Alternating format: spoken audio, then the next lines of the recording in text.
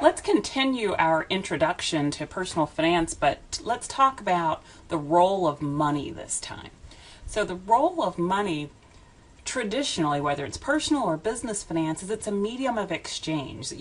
It's easier than getting in the drive-through lane at McDonald's with a cow and trying to exchange that for your Big Mac. So it's used to measure value. Also, it measures utility, and this is a big concept in economics and finance where we need to measure utility, and sometimes we say we measure it in utils. But what we're talking about is how much satisfaction we get from our purchases.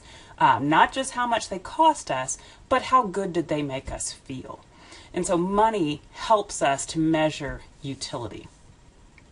And then there are also some psychological issues that relate to money, but we're not going to go into too much detail on those.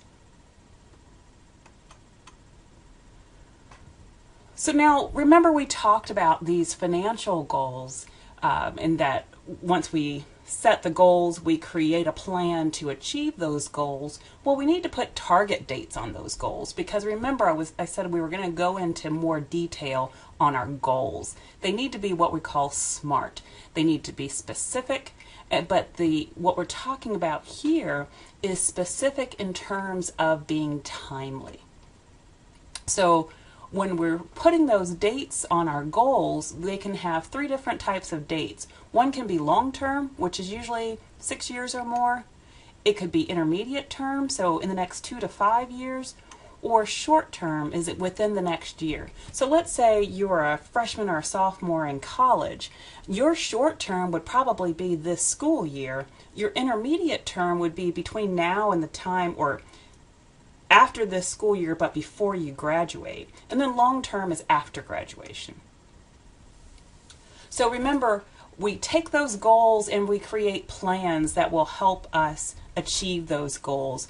And one thing that I've mentioned a couple of times already is a life cycle, meaning that the types of plans and how we plan changes a little bit over our lifetime.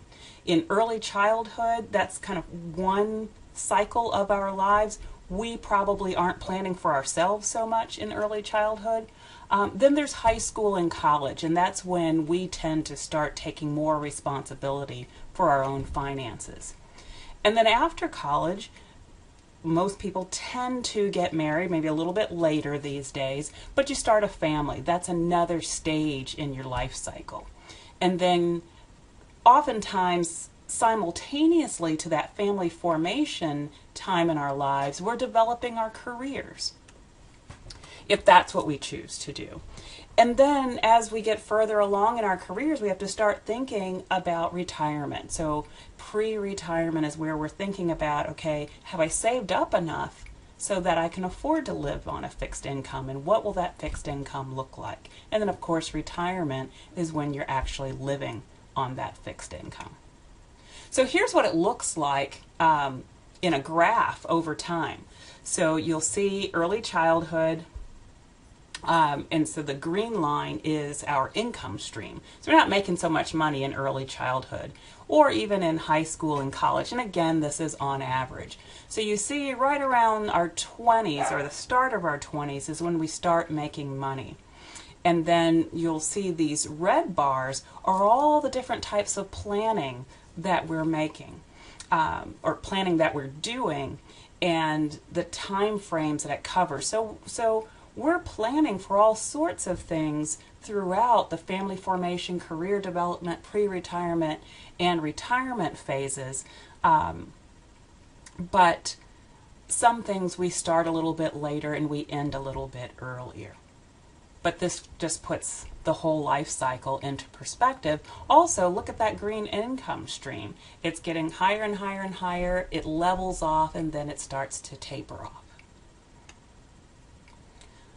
Now, a very important concept in finance, and I would even say especially in personal finance, is the time value of money. Understanding how our money grows over time based on interest rates. So in this graph, we're looking at 2 different investments of $1,000.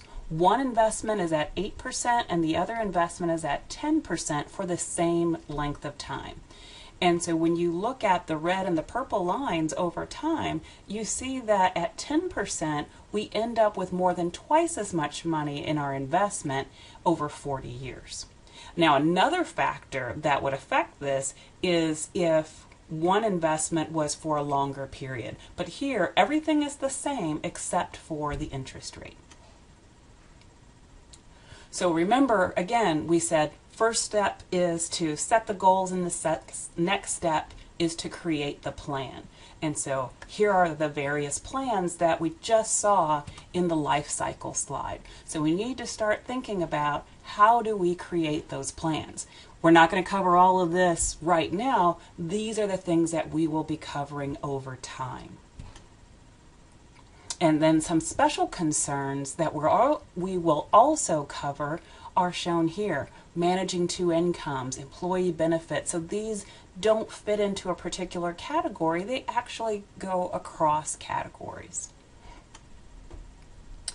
Technology is going to be important no matter what we're talking about. And so in personal finance, technology is going to be important because we have a lot more tools at our fingertips than we had some time ago. Even the fact that we have smartphones makes a big difference because you can track your money anytime, anywhere if you've got the right apps on your phone.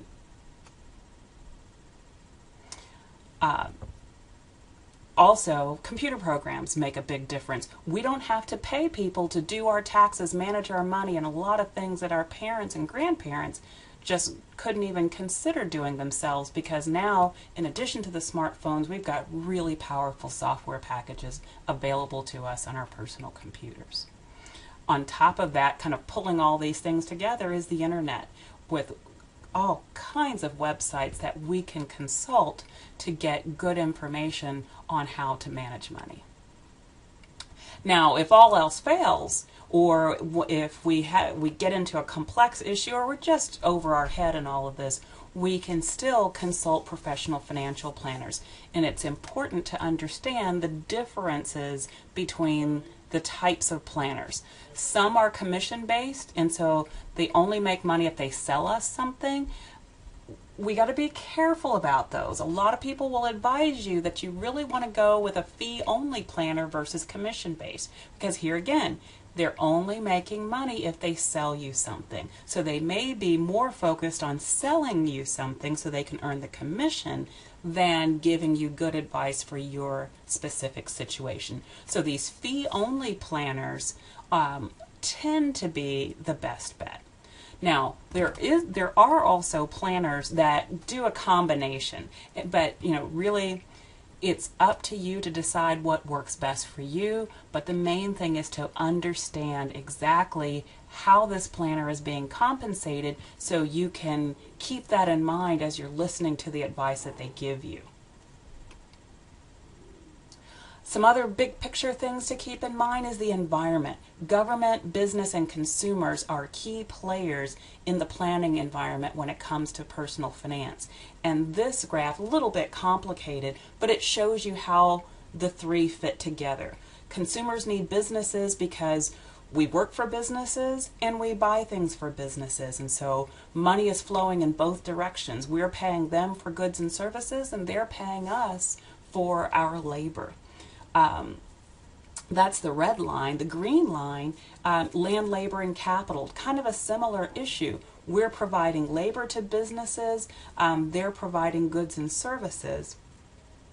But this isn't so much just talking about the money payments. This is just the actual land, labor, and capital that's flowing between the two entities. And then in the inside, we've got government. So government's impact comes from the public goods and services that government provides to both businesses and to consumers.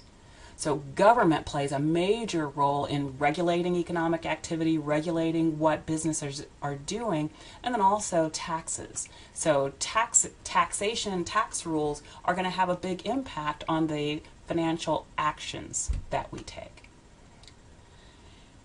And you can't forget about the economy. Within the economy, we've got two key types of policies that we have to keep in mind.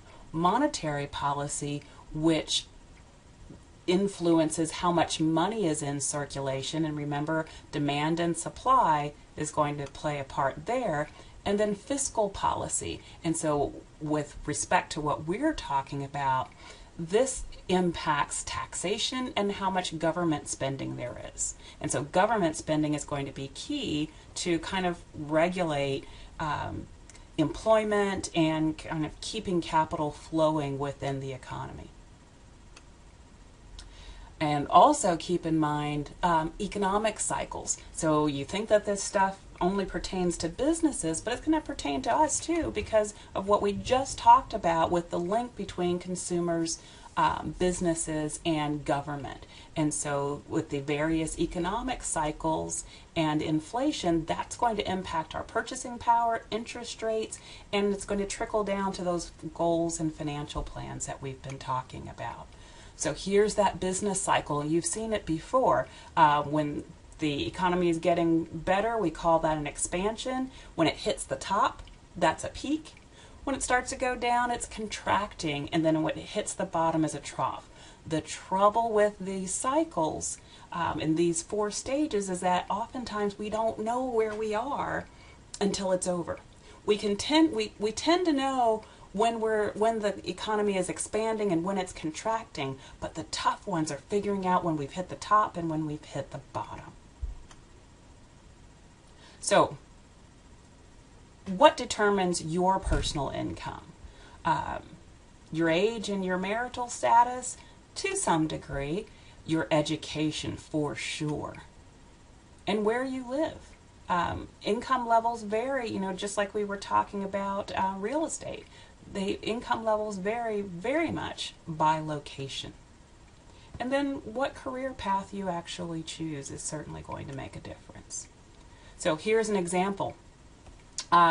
Looks like people in their 40s and 50s are the top wage earners, and the more education you have, the higher your income.